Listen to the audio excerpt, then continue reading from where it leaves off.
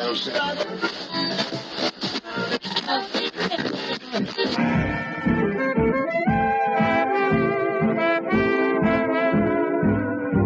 is the Relic Radio Show, old-time radio entertainment still standing the test of time, from relicradio.com.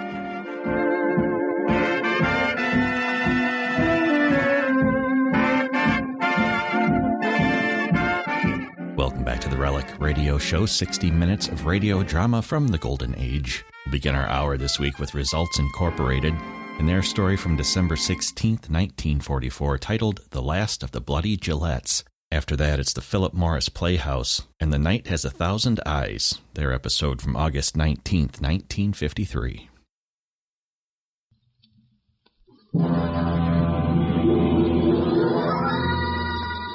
Presenting Lloyd Nolan as Johnny Strange and Claire Trevor as Terry Travis in another adventure of Results Incorporated.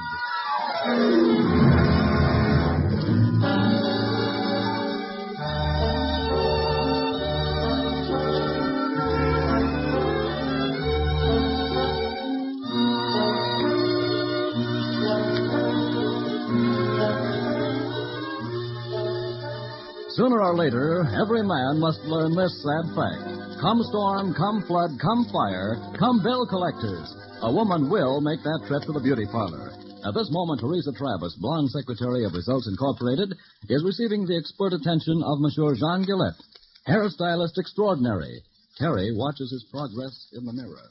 No, Jean. Huh? I want my hair higher, more upsweep. Oh, yes. I'm so sorry. More like this? No, that's not it either. Oh, Jean, you know what I like. Use your imagination. Today I do not feel creative. A woman's hair does not move me. Why, Jean, I thought you lived for your art. Well, art is all right, but now I have the chance to make $2,500, and I can't do anything about it. Well, that's a pretty expensive can't. What's wrong? Well, promise you won't tell any of the ladies, Miss Travis? Yes, I promise. Well, you see, I got a letter this morning from Lear magazine. They said they would pay me $2,500 for an interview and pictures of my old home. Why, Jean, I didn't know you were famous. Oh, I'm not, Miss Travis, but my family is notorious. Maybe you have heard of the Bloody Gillettes? The Bloody Gillettes. Oh, the Gillettes and the Corbels. The old feuding families in the Black Swamp. Yes, I read about it in the newspapers. That is right. You see, Monsieur Jean Gillette, your hairdresser, is really, without the phony French accent, Jean Gillette, last of the Bloody Gillettes. Oh, this is wonderful. Oh, dear. Oh, but why all this sudden interest from the magazine? Well, you see, they've heard that the last man of the Cobber family just died. Yes. So they want to run an article on the end of the Gillette-Cobber feud. I see. Complete with an interview and your picture. Yes. Oh, but look at me, Miss Travis. I'm a meek little guy. I'm only 5 feet 2 inches tall. Why, it takes 5 different vitamins just to get me out of bed in the morning, and then 3 more to support my mustache. Oh, I know I don't look like a bloody Gillette. I look more like a floor walker in the infant's wear department. Oh, dear. About as bloodthirsty as a catnip mouse. Yes. But for $2,500... No, Miss Travis, I can't let them publish a picture of me. Why, every Gillette would turn over in his grave clear back to great-grandfather Zedekiah. Why, if the magazine people saw me, they... I just wonder. You know, maybe this is a case for Results Incorporated. You mean maybe you could help me somehow? Yes. If there's one hole in the fence, Johnny Strange will find it. And if there isn't, he'll make one. Oh, dear. Well, I'd certainly like to get that $2,500. Now, if I could keep the family reputation... Oh, you could keep the reputation, but maybe not the whole $2,500. We charge a fee, you know. Oh, well, I'd be glad to pay that. Well, then what are we waiting for? Get your hat. Come on.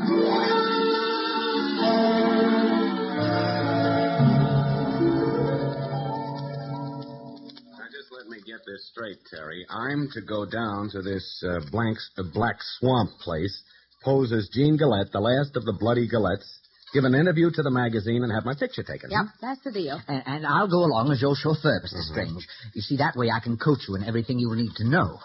Terry McGall, I'm afraid you stayed under that hairdryer just a wee bit too long. The brains, you know. Oh, now, Johnny, I know what you're thinking. Somebody might say that you don't look like Gene Gillette. But that's all fixed.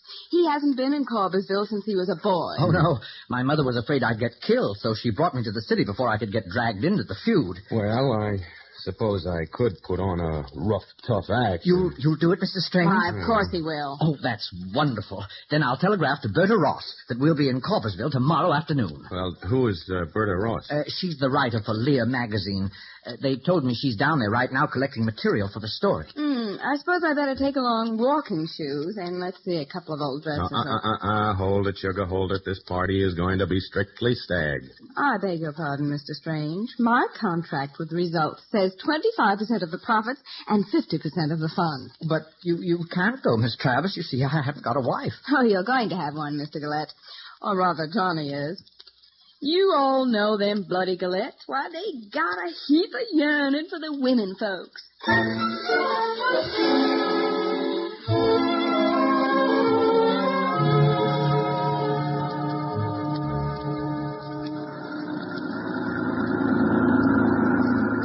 Well, I'll never believe another road sign.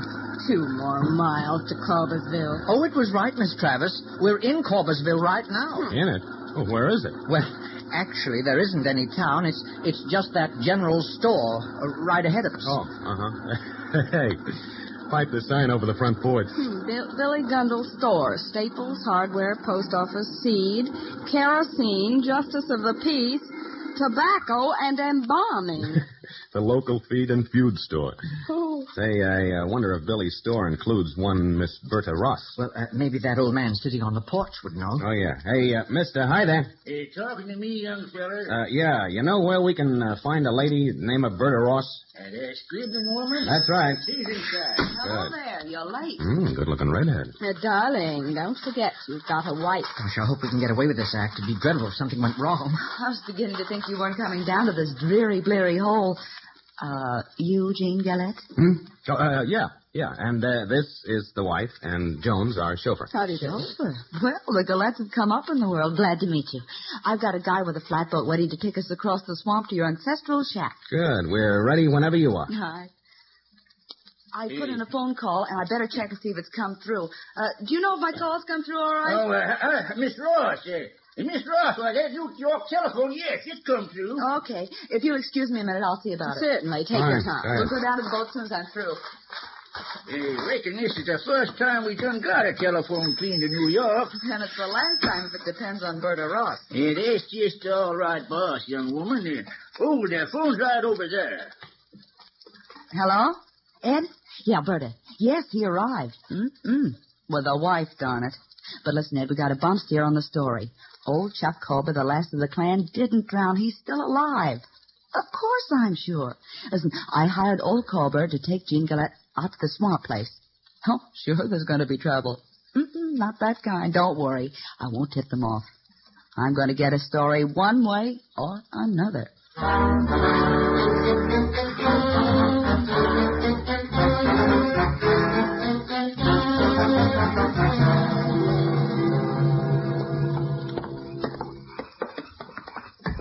Is that our flatboat, the one with the old guy and the dog in it? That's right. He's waiting for us. He looks like Rip Van Winkle, doesn't he? Yeah. Beard, slouch hat, chole and tobacco and everything. Looks sort of fierce to me. He has a mad gleam in his eye.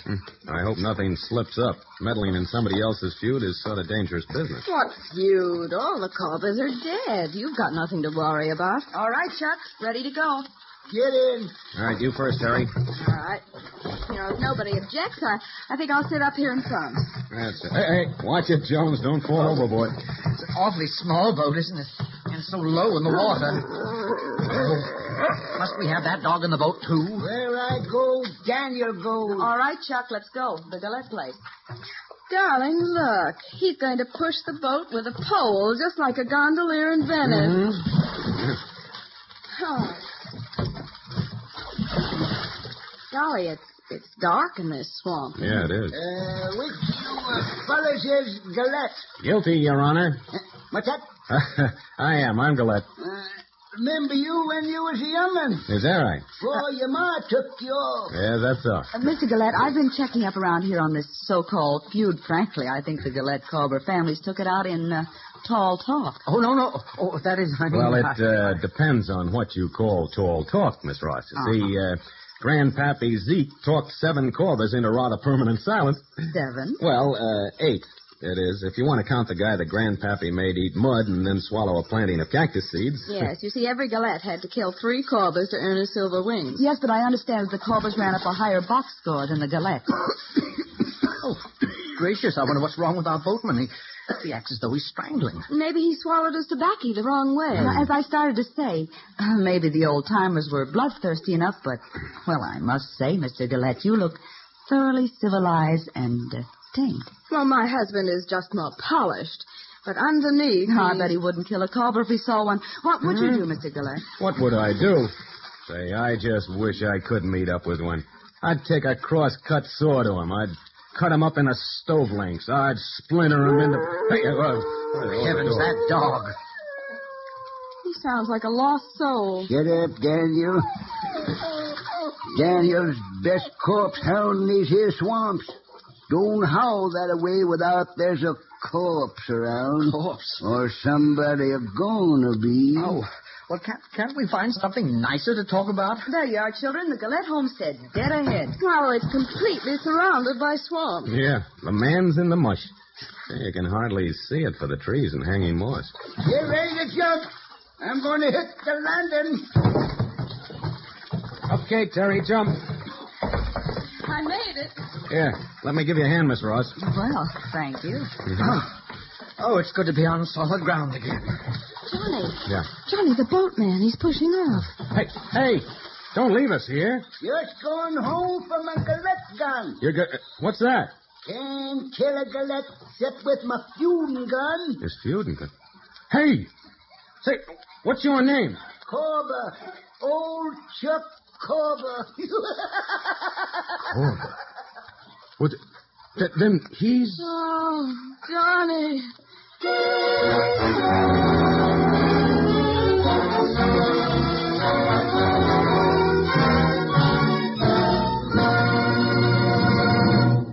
Back to Johnny Strange and Terry Travis in just a moment, but first, a message from your government.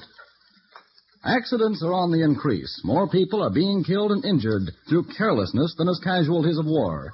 In traffic, at home, at work, on the farm, needless death and injury take place every day. And the fact is, most accidents need never have occurred.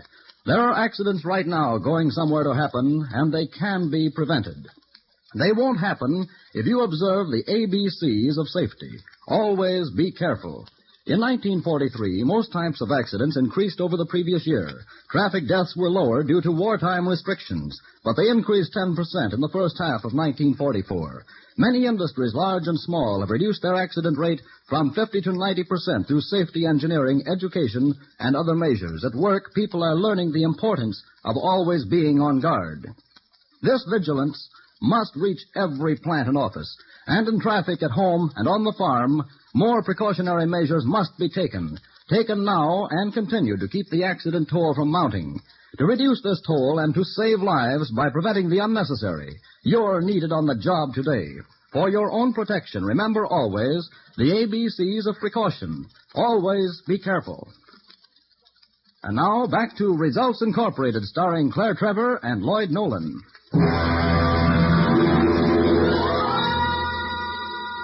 In their youth and innocence, Johnny and Terry have blundered into a deadly feud in the Black Swamps. Right now, Johnny is staring down the barrel of a mean-looking squirrel gun. Look, Mr. Corby, you got me all wrong. I'm not a Gillette. I'm Johnny Strange. That's my name. You Gillette always was fishy tongue when it come to dying. Johnny, show him your driver's license. Yeah. Here, now, you can read it for yourself. Here. Huh? Very interesting. Well, now you believe me, huh? Can't read. Oh, he can't read it. Oh, okay, Miss Ross, you read it to him. Here. All right. Uh-huh. It says Johnny Strange, all right, but that doesn't mean anything. You just sneaked back to the Black Swamps with another guy's papers. Oh, for the love Mr. of... Jones, you can identify Johnny. Well, can't you, Mr. Jones? Well, oh, golly. Hey, that was my hat. I saw you edging away, Mr. Gillette. You stay right here. Oh, but that was a real bullet. Why'd you dang Gillettes come back here anyway? I ain't had to kill one of your breed in 20 years. Was figuring to spend a peaceful old age. Well, you can keep it peaceful as far as I'm concerned. No, I can't. You're a Gillette and I gotta kill you. Darn it all. It's your fault, Miss Ross. Poking your nose in other folks' feuding. Surely you're not serious. Johnny or Gene or whatever his name is might be telling the truth. You wouldn't want to kill the wrong man, Mr. Carver? Of course I don't. What, you'll take me for a murderer? Well, if you'll let us go back to the mainland, you can get on the telephone and talk to Johnny's friends.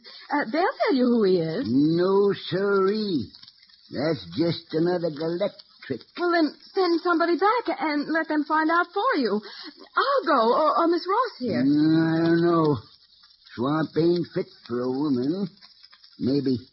I might let this little parson here go. Who, me? You. Oh, well, the swamp? I wouldn't know what to, how to... What?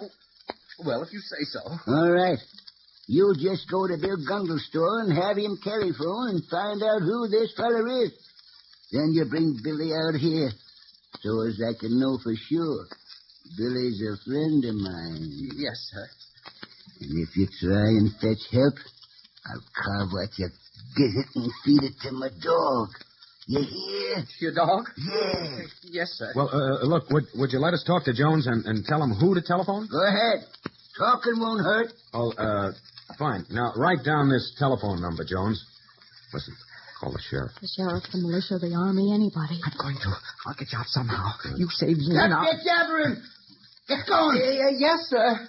My boat's tied up at the landing. And don't you go steering it into no mud flat. I hope not. Oh, it's almost dark. I won't be able to find my way. Go on before I shoot your heels off. I'm going.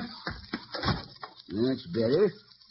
Now you three, get upstairs and get to bed. What, Oh, but Jones will be back in a couple of hours. It's only 6:30. I've been going to bed at 6:30 for 70 years, and I ain't stopping now. Get it on. Oh, no, but listen, Curse you, cross-eyed, I said get to bed. All right. You too, young woman. I'm herding all of you. Get upstairs. I'm going. And don't you figure on trying no tricks like jumping out the window.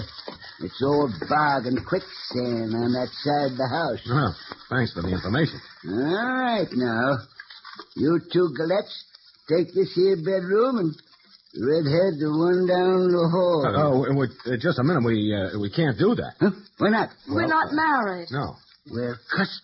What kind of talk is it? They're not Gillettes. Now they're not even married. I hope that's double talk. That's Gillettes all over. Why didn't I just shoot him now? No, listen, you don't understand. I understand enough. Get in there before I forget myself. Come on, Johnny. No. Well, with all the unreasonable cusses. Johnny, what are we going to do? We're going to get out of here somehow, some way. Oh, no. Let's wait for the sheriff. No. I'm not going on Mr. Corber's promises. He's just trigger happy. I want to look out this window. Yep. The old guy's right, all right. Bob. Maybe quicksand. Well, then there's no way out. Now, listen. I'm going to sneak out in the hall and explore the second floor. Maybe I can find a back stairway or something. If we can just get out of here, we might be able to find a boat, Johnny, and... please be careful. Now, if he should catch you... No, don't worry. I'm just going to stick my head out first, and I'll open the door softly. Do you see him? No. It's okay. Wish me luck.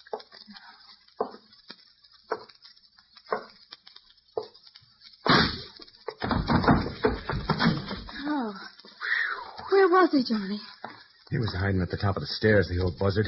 Well, looks like we're going to spend the evening in the bedroom. Yeah. You were so wild-eyed to fix Mr. Gillette up with a wife. Now... Now what? No, nothing. Well, that's what I thought. Oh, excuse me, Johnny. Oh, I'm so tired from all this excitement. Yeah, don't blame you. Hey, where are you going? Well, I thought I'd lie down for a while. No, Terry, stop it. But I'm tired, Johnny. I'll Just take my shoes off. Oh, Stretch out. I'm gonna get out of here. Rifle and no rifle, I'm gonna switch bedrooms with Berta.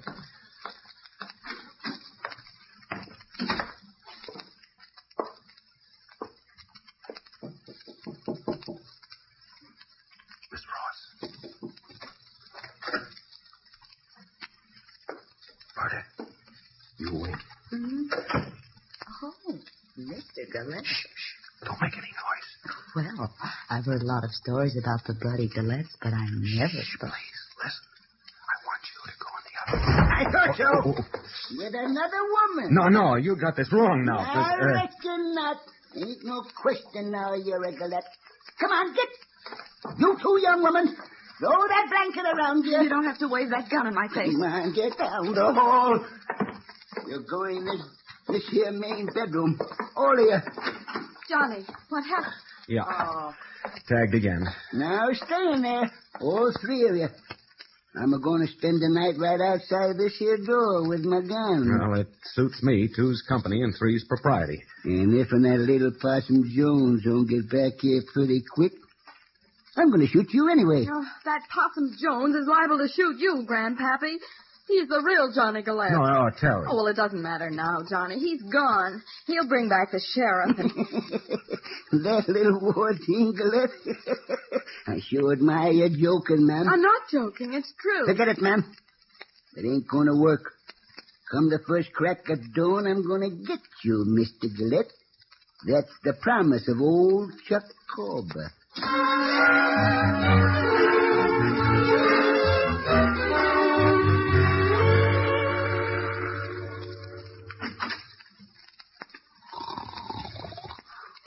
Johnny, listen. The old booth is sleeping sound. Yeah, that's a sleeping sound, all right. Now, if we can just creep past him without waking him up, maybe we can get downstairs. Careful. It's getting light enough for us to find a place if there is a place. Who started that pooch off? Come on, make it snappy, Terry. Oh, Chuck's stirring. Duck! Cut your throat, I think, Gillette. You make one step more, they'll be plumb into prediction. Get away from those stairs. Oh, what was that shooting? Oh, just the old feudy shop opening up for the day, Miss Ross. There wasn't any reason to fire at us, Mr. Corber. No. We were just stretching our legs. Never seen any better fitter for it than yourn, Miss Gillette. Young widow women like you won't have no trouble getting yourself a new man. Hear that? Old Daniel said it's time for a corpsing. Come on, Gillette. I sure hate to do this, but ain't no use waiting when you got a chore to do. Oh, please, Mr. Corber. It isn't sunrise yet. And no sense quibbling over a few measly minutes. Where you prefer to get it, Gillette? Oh, now, look, you're really going too far asking me to call my own shot. All right. Here it comes, Gillette. No, wait. Somebody's coming. Johnny, get up. Oh, Jonesy, good old Jonesy. Hello. Oh, I hope I didn't disturb anybody. Cuss me bow-legged if it ain't that little possum back again. Jonesy, where's the sheriff? I didn't bring him. Huh? You didn't bring... I didn't get to town. It was so dark and there were so many awful noises, and I got scared and I got lost. Oh, so that's what you two were planning, eh? Oh, we sent the Raven to find land, and he lands back here. Well, the light in the Gillette house was the only one I could see anywhere. It was so dark, and something kept saying, woo, woo, right in my ear. Yes, well, that Gillette gun is about to make a different sound in my ear. Well, that settles it. This possum ain't no Gillette. Jonesy, tell him the truth. Well, nobody can tell me any Gillette will lose his way in the swamp. Why, the whole seed and breed of them was spawned here. Now, just a minute, Corber. You've known all the Gillettes. Now, do I look like a Gillette? I can't say as you do. But you sounded like one the way you was bragging in the boat. Oh, well, I was just doing that to give this Ross girl here something to write about. Looks as if you're stuck with your story. Yeah, quit your caterwauling, all of you. I ain't going to wait no longer. Be late getting back to my cabin for my breakfast, way 'tis. Too bad about you and your breakfast. Well, I've ate my grits half an hour after sunup for 70 years.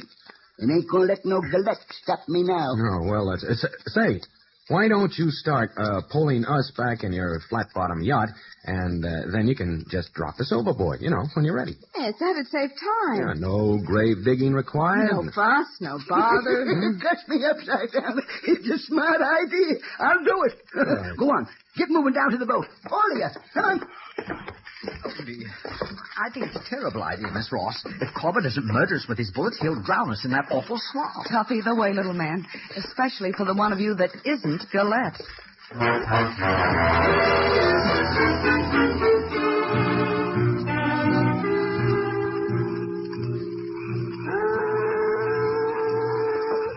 Shut up, Daniel. You're no more impatient than I be. Get in the boat, all of you. Terry. Whatever made you suggest this taking for us for a ride, Johnny? Look, when we get in the boat, you start a hair-pulling match with Berta. Oh. Step along there, you. Don't do so much talking. And you, Possum? Me? Yep, you take the pole. Yes, sir. Hey, Corber. Yeah? How about letting me take a hand with a pole, you know? No, you don't. No? You sit right there in the back pew where I can keep my Gillette pointed at you. And don't rock the boat. Already in water over 10 feet deep, and I can't swim. Oh, well, that's too bad. Terry. Roger. Move over, you. Who are you talking to? You, Berta Ross. Stop crowding me. Why, you snippet. Don't shove me. I'll show you. Hey, what's going on here? Sick of Terry. Give her the old Gillette one, too. Hey, where did that your record? Atta girl, Terry. Oh, my hair. Will you? I'll take you. It's over.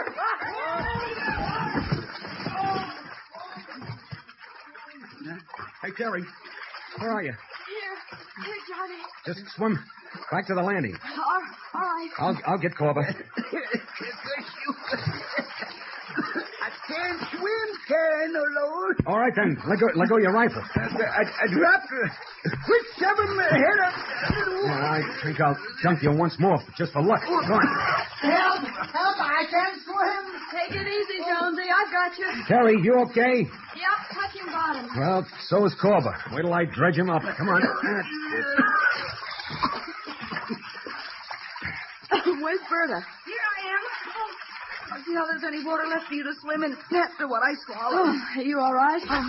I guess so. Why didn't you let a fella in on your little schemes? Oh, sorry. I had to work fast. I don't know how I can thank you for saving my life, Mr. Travis. Oh, but I didn't save your life, Jonesy. Oh, yes, you did. Oh, no, I didn't. You saved Corber, didn't he, Johnny? What? Huh? Yes, right you are, Terry. That's just what he did. Here, Jonesy, grab hold of Corber. Quick, before he comes to. Take a hand.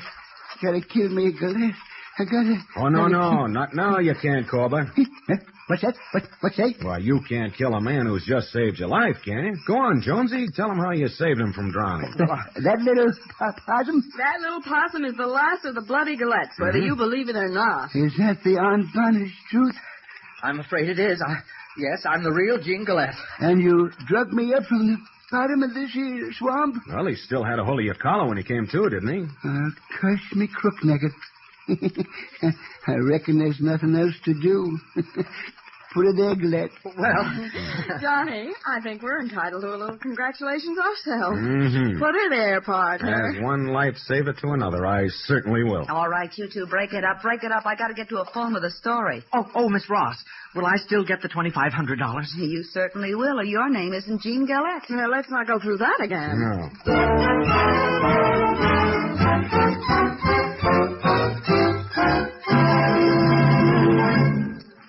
Here's Berta's article, Johnny. Yeah, How I Helped to End the Corber-Gillette Feud by Berta Ross. Listen to this. I found Johnny Gillette, the last of the bloody Gillettes, to be a baby-faced feudist whose innocent appearance seems merely to mask an iron nerve.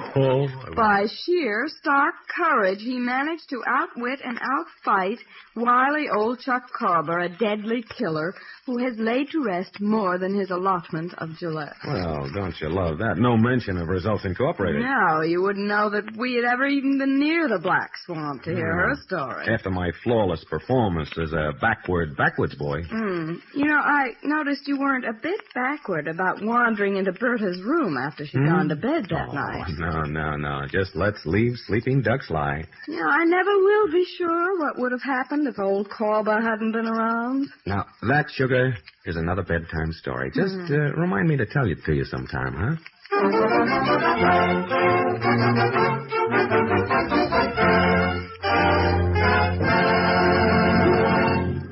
Tune in again next week at the same time for another half hour of thrill, suspense, and laughs with Results Incorporated, starring Lloyd Nolan and Claire Trevor. You'll enjoy listening to this new comedy mystery program, so make a date, won't you? This same time next week. Lloyd Nolan appears through the courtesy of 20th Century Fox Studios. Tonight's script was written by Leonard St. Clair and Stuart Sterling, based on characters created by Lawrence Edmund Taylor. Music was by Russ Crump. This program originated in the Donnelly Studios in Hollywood. Bob O'Connor speaking. This is Mutual.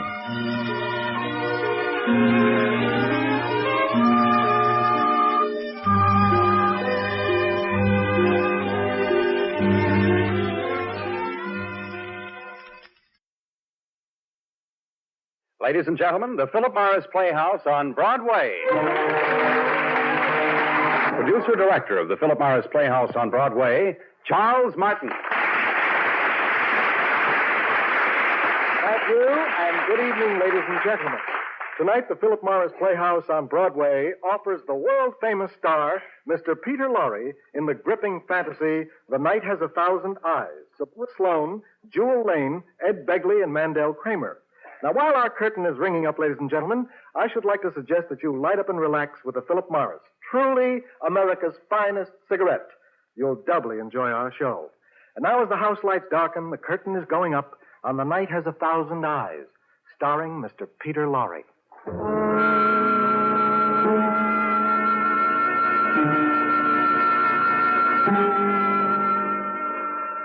This story begins in a railroad yard in San Francisco.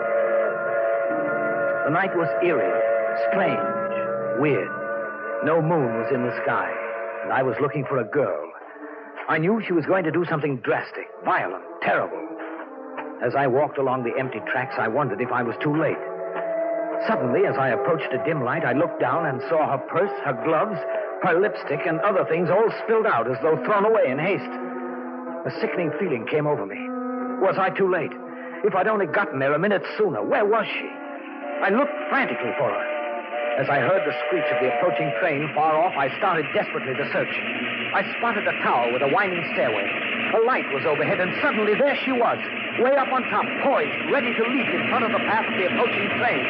Frantically, I raced up the front-bound stairway, faster and faster, with every ounce of strength inside me.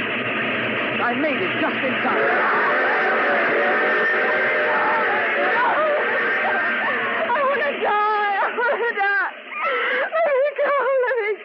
It's all right, Jean. Why did you stop me? It's all right. Everything is all right. No, it isn't. I can't face life anymore. It's too late. It's never too late. Never. And I'll never let you go. How did you know where I was? Well, for one thing, your car. But I didn't tell anybody where I was going. I'll tell you about it later. First, let's have some coffee. When did you eat last? Breakfast, I think. Come on. Who made you do this? No one. Who told you that you were going to die? What difference does it make? Was it Mr. Triton? Yes. I know where he hangs out. That's where we'll have coffee. Come on. I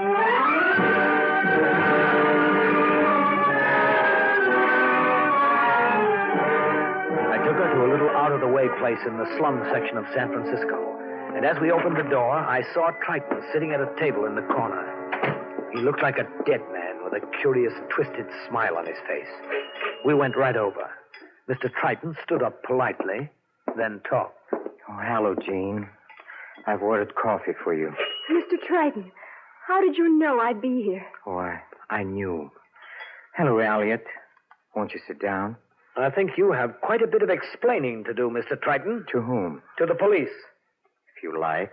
Elliot, why should you go to the police? I know a confidence racket when I see one. Mr. Triton's been trying to help me. By scaring you into suicide? Look, I don't blame you for being suspicious, Elliot, but I have no desire to hurt Jean. Then what have you been doing to her? I merely told her what I saw. He told me I was to die soon.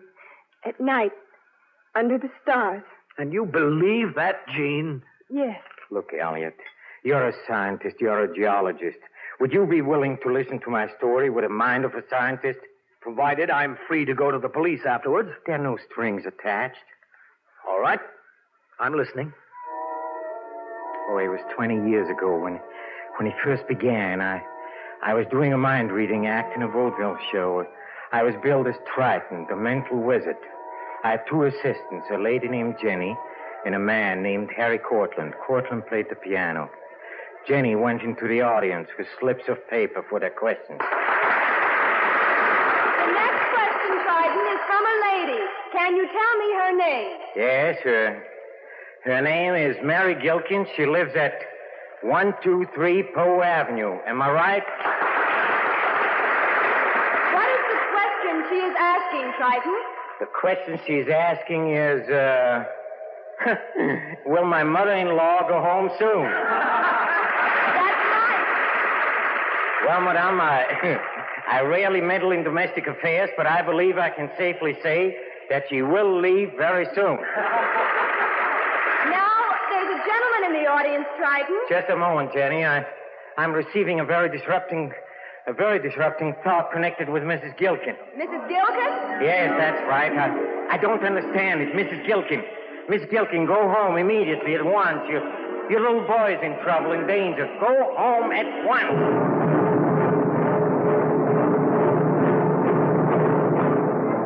The lady in the audience rushed home in a panic. She got there just in time. Her little boy had found some matches. The room was on fire. He was pretty badly burned, but his life was saved. It was then that I realized that somehow, somewhere, I had been given a mysterious gift, an inner eye, so that I could pierce the veils of tomorrow. When I left in the theater that night, a newsboy came up to sell me a paper, and as I handed him the money, I looked into his eyes, and I saw death sitting there. Next day, I heard he had been run down by a truck. How do you explain that, Elliot? Oh, good guesses, that's all. Good guesses, huh? Let me tell you something that you didn't know. Jenny, the girl who assisted me in my act, was this girl's mother. Jean? Yes, Elliot. And Mr. Cortland, who played the piano for Mr. Triton, was my father. Yes. Cortland and I were both in love with Jenny. Well, let me tell you what happened. One night, as Jenny was in the audience, the vision came again, and only this time it was a vision about Jenny. Triton, there's a gentleman here. Can you tell me his name? Yes, his name is, I said, can you tell me his name, Triton? His name is, no, I can't stand it. It can't be. I don't believe it. Ring down the curtain. What's the matter? Ring down the curtain, I said. Ring down the curtain. I can't go on anymore.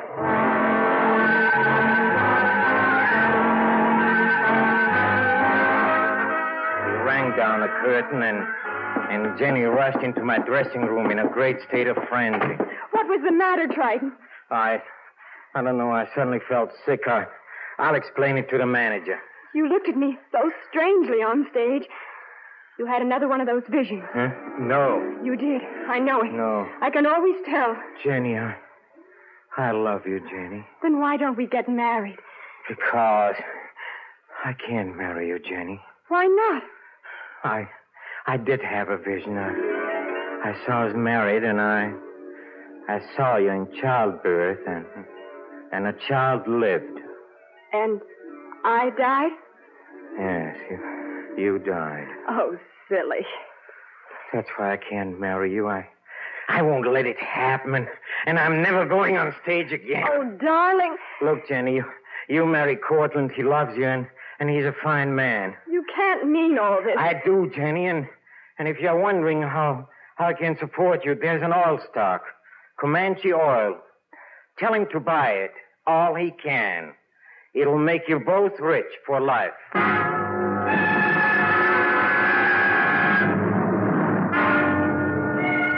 See, somebody once wrote a poem. Something about each man killing the thing he loves.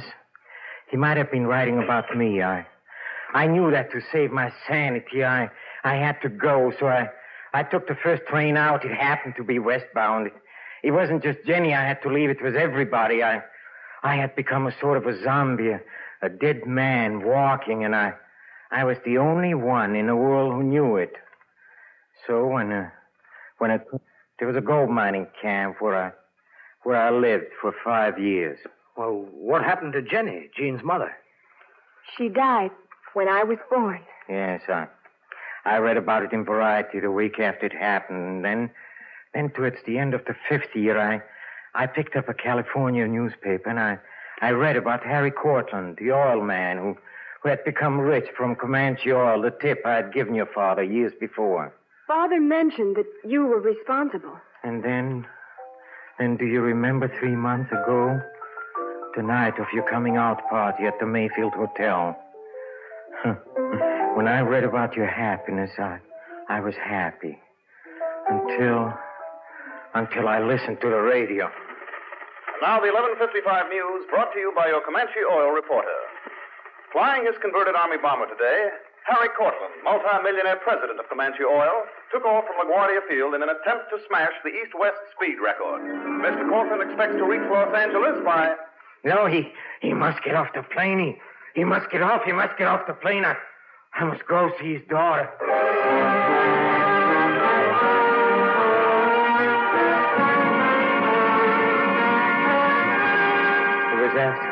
It was after midnight when I reached your house. I pushed my way past the door, but your fiancé, Elliot, he stopped me. Oh, wait a minute. Who are you? What do you want? I must talk to Miss Cortland. I'm an old friend of her father's.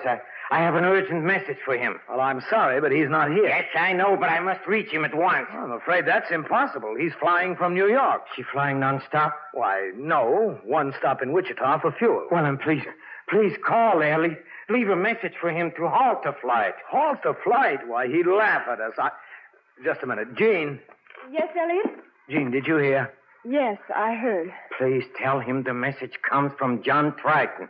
John Triton? Yeah. But Dad told me that John Triton was dead. No, he's not dead. Please call him. Why should Mr. Cortland stop the flight? Because if he doesn't, the plane will crash. And just how do you know that? Does it matter? Is it too late to reach him? No, I suppose not, but... Well, then, please call. What do you think, Elliot? I think it's a lot of nonsense. Well, what can you lose except $3 on a phone bill? Well, all right.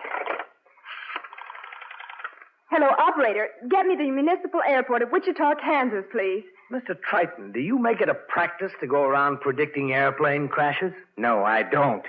Maybe just the planes of very rich men? No, not even those. Well, then what is it? A bet that he won't break the record? Hello, the night manager, please. Hello? This is Harry Cortland's daughter. I'd like a message delivered to my father when he lands. Oh, he has? No, that's all right. Goodbye. He's already taken off. Well, good. That means he's got the record. Yes, I hope so. I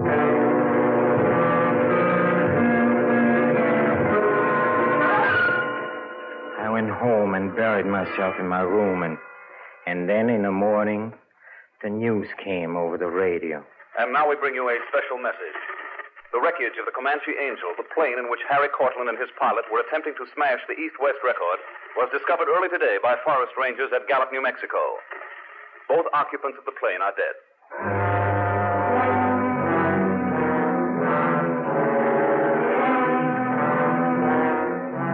1 week later, there was a knock on my door. Oh, Miss Cortland. Mr. Triton, we found out where you live. I had to come to see you. I'm sorry, Miss Cortland, about your father. He was the best friend I ever had. How did you know about my father? I had an impression. I had a forewarning about 3 months ago.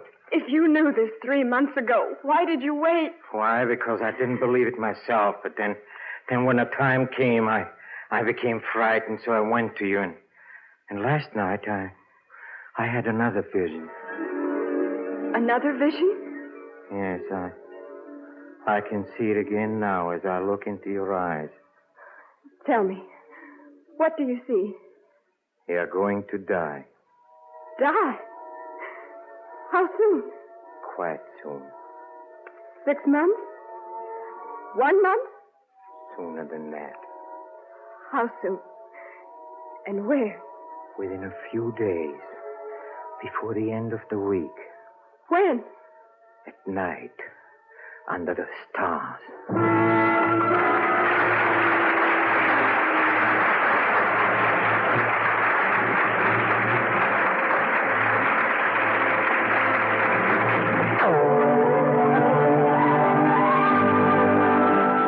And now back to the Philip Morris Playhouse on Broadway, presenting The Night Has 1,000 Eyes, starring Peter Lorre.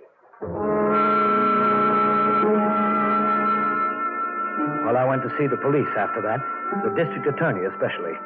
I told him the whole story about Triton and my fiancée and his prediction of her death and her attempted suicide. In the meantime, Triton had evidently convinced Jean she needed his protection. They were going to defy fate together, so she invited him to her home. Only they weren't alone.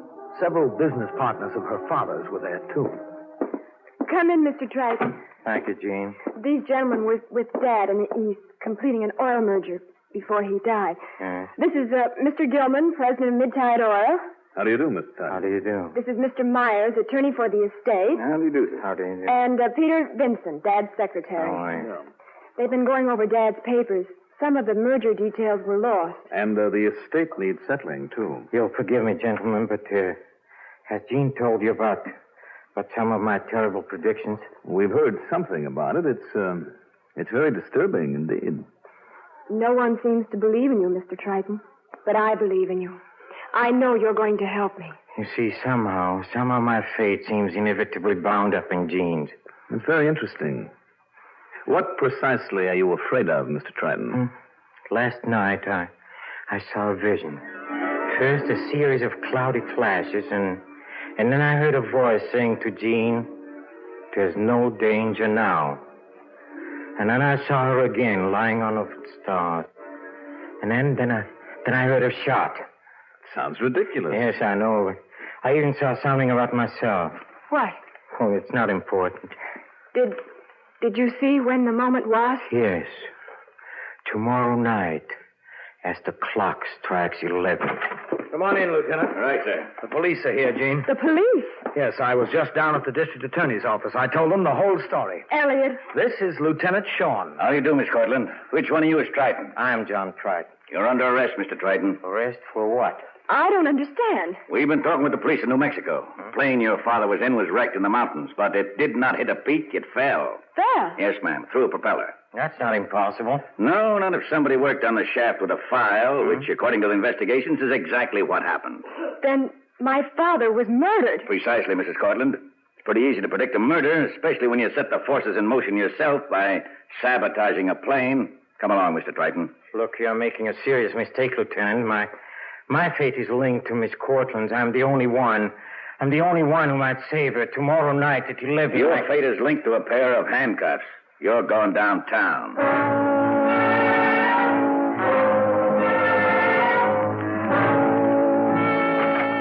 In there, Triton. Yes, sir. Look, Lieutenant, I'm completely innocent of the murder of Mr. Cortland. He was my best friend. Why should I want to kill him? He was a very rich man. If you could pull some of this phony hocus-pocus on his daughter, claim to see into the future, you could pull off a nice series of blackmail stunts in this town. Quite a bunco game. Look, Lieutenant, I desperately need your help. Miss Cortland's life hangs in the balance. If I'm allowed to go to her house to be near her, there's a possibility that I might use this power of mine to save her. And if you go back to the house and the girl lives, as she will, you can claim that you were responsible and ask for a fat reward. No, I'll ask for no reward, sir. In the first place, I haven't long to live.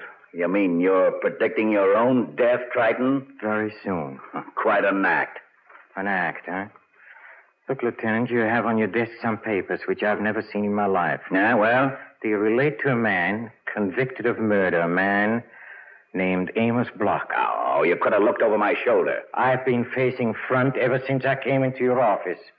But I'll go on. Amos Block is to be moved to St. Quentin tomorrow, huh? He'll never make the trip. I see him in his cell, a suicide. Well, that's one I can check. Quinn, now this is Shawn.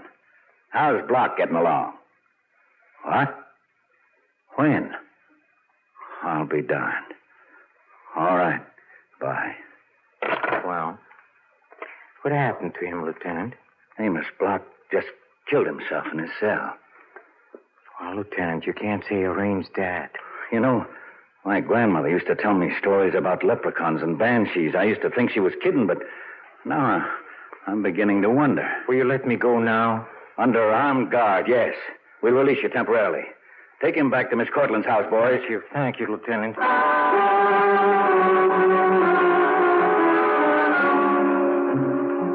So they brought Triton back to the house. But before he got there, we had looked at a clock in the hallway. It was 5 minutes past 11, so the danger seemed over. Evidently, Triton's prediction this time had missed. Jean was grateful. The suspense appeared to be over. She walked into the garden alone. There she looked up toward the stars. Then a man came toward her out of the shadows. It was Gilman, the president of the Mid-Tide Oil Company, her father's associate. Oh, Mr. Gilman. Hello, Jean. Looks like your troubles are all over.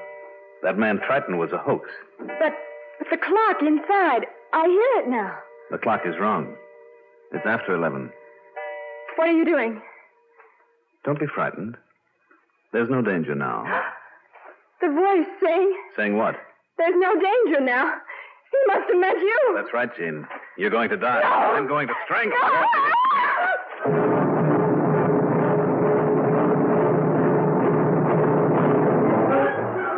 At that moment, in front of the house, I was opening the door to let the lieutenant and Triton in. We decided to let him come back here. Where's Miss Cortland? Oh, she's outside, but it's all over now. It's after Somebody 11. must have moved the clock. It's just 11 o'clock now. What? Hey, where are you going? I'm going into the garden. She's in danger. After a man. Come back here, you.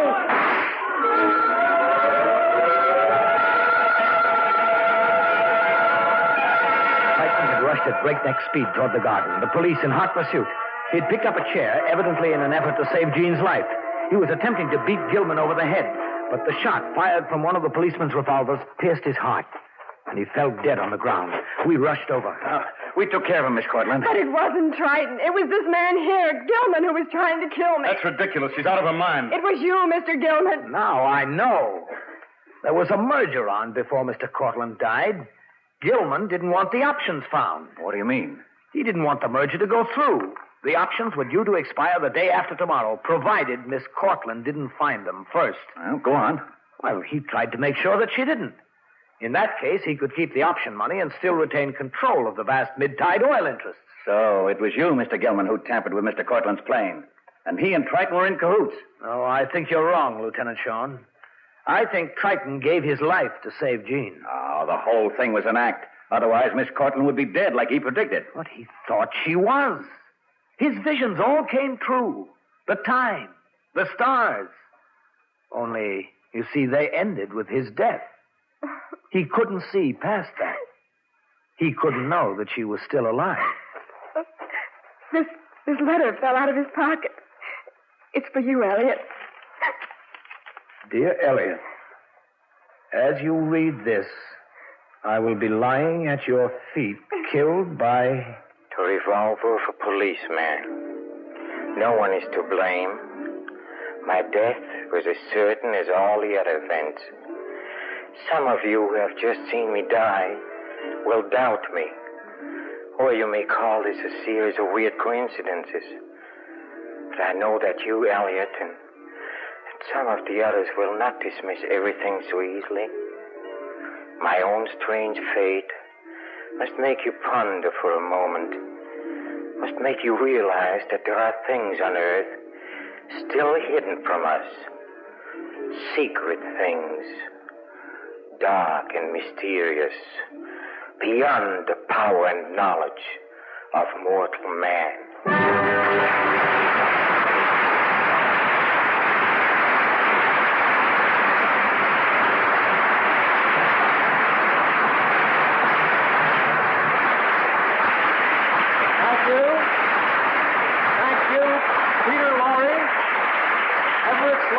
Jewel Lane, Ed Begley, and Mandel Kramer. That's the show for this week. I hope you enjoyed our selections this time. You can always find more from Results Incorporated, Philip Morris Playhouse, past episodes of this show and thousands of others at the website relicradio.com. You can find our Shoutcast stream there as well, and our donate button if you'd like to help support this and all of the shows. It's how these shows are made possible and coming to you every week. Thanks to those who have helped out. Thanks for joining me today. Be back next Tuesday with another hour of the Relic Radio Show.